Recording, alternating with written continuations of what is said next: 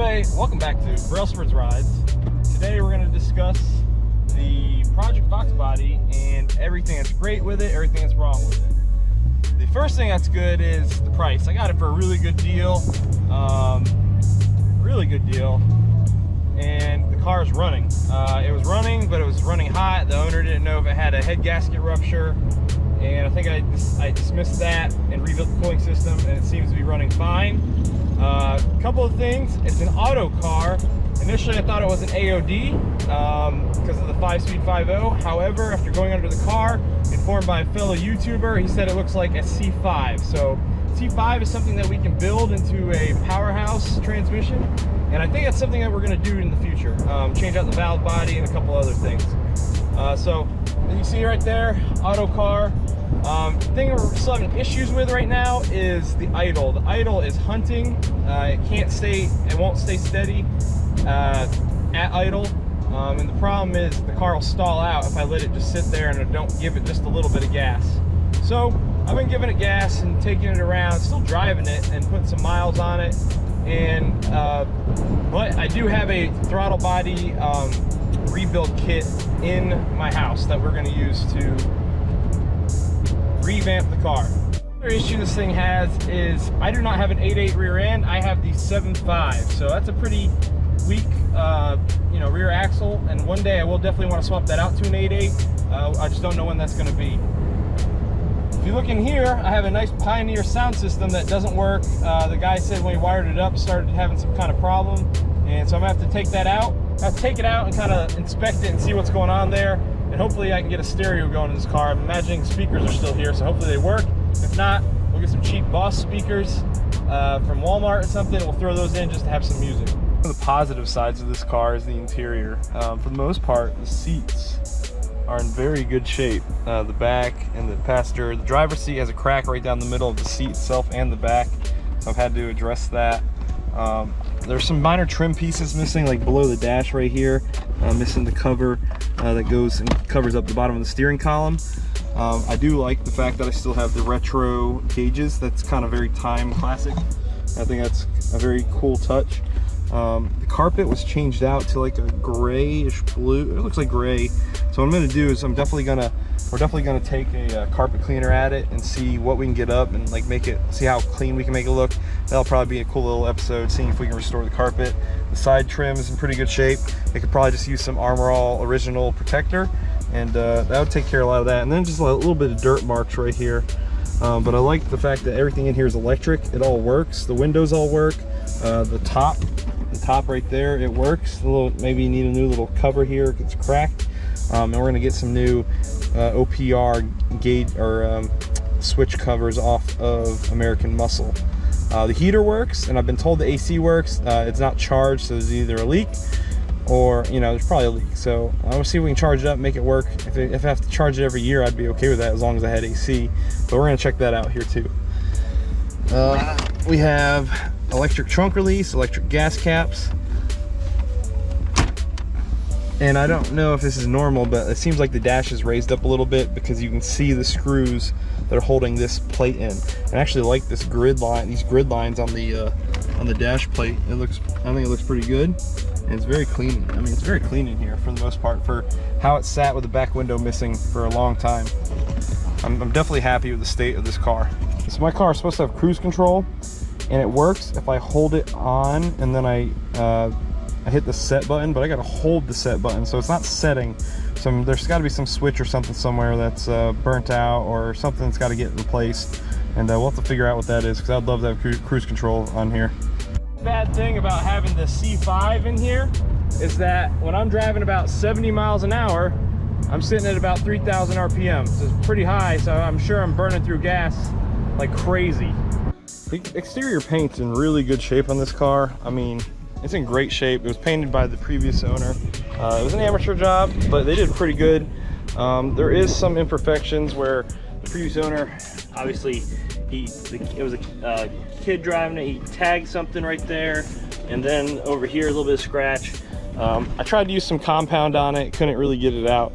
And you can see like right here on the bezels, the paint's starting to flake up a little bit. And then if I take you under the doors, check this out. This is the worst rust on the entire car.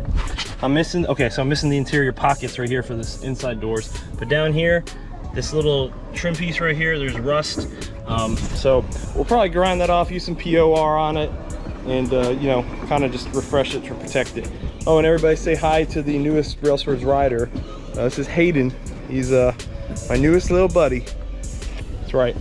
But we got a 4eye. There's one light here on the passenger side, the inside one has moisture inside. It doesn't work, so we're gonna replace them all. I'm thinking I'm gonna replace them with LEDs. That should be cool. This car is 16-inch 5-star ponies and is a 5.0 swap. Originally was a 3.8 car. The problem with the motor is it is a flat tappet V8 instead of a roller cam. It's not necessarily a problem, it's just a lower horsepower motor, and it's gonna need a little more work to actually make power, but we're still talking about picking up a roller motor to build instead.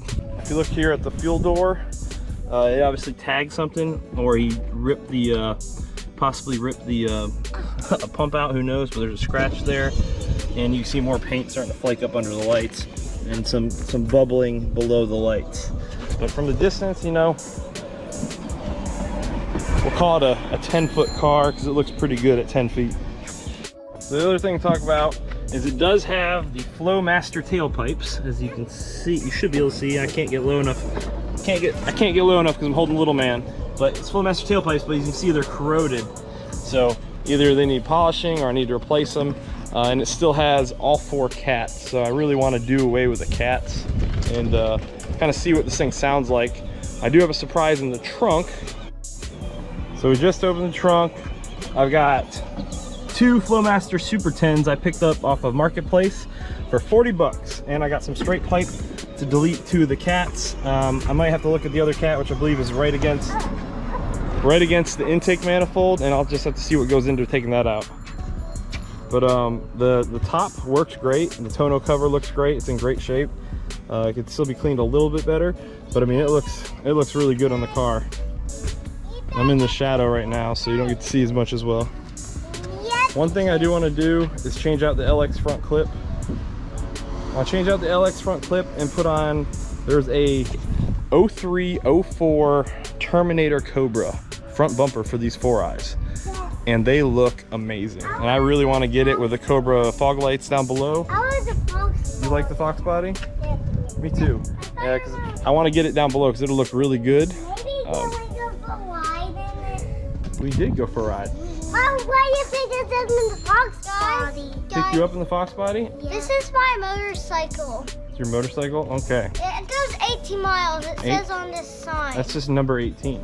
No, it goes 18 miles. It goes 18 miles. And also it's number 8. Okay. But yeah, the LX, rather than repaint that LX front bumper, I think I'd want to change it out. It's an expensive part, so I'm gonna have to save for it. Just like everything else, we gotta save for it. I'm about to go to the gas station. We're gonna make some slow progress. I'm about to go to the gas station. Okay. That's my motorcycle. If you come over here, you can see where I went ahead and picked up my fuel charging tune-up kit. That's the TBI tune-up kit to replace the gaskets, and hopefully that'll take care of any vacuum leaks that I'm having and fix my idle issue. If not, we also have a fuel filter to put on and a bunch of new spark plugs. So we're gonna try and narrow it down, and hopefully we'll take care of it. But I'm very happy with this car. It looks really good. The calipers are already painted. You know, it drives good. Definitely needs some new front tires for sure. One of them's a little bit wobbly, so we need to replace those. The back tail lights are in good shape. There is a minor crack on the passenger side or driver's side, but you know, this is just a good looking car. Let's shut that trunk. Gotta love the LX badges. Yeah, man, it's a good looking car.